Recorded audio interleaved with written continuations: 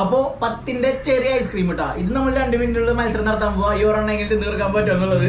ഇത് നമ്മൾ മത്സരം എങ്ങനെയാ വെച്ച് കഴിഞ്ഞാൽ ഈ ഒരെണ്ണം തിന്നെടുത്തിട്ട് 10ന്റെ ഒരെണ്ണം കൂടി ഉണ്ട്.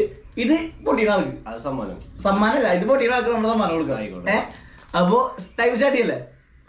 1 2 3 സ്റ്റാർട്ട്. ഇതായിട്ടാ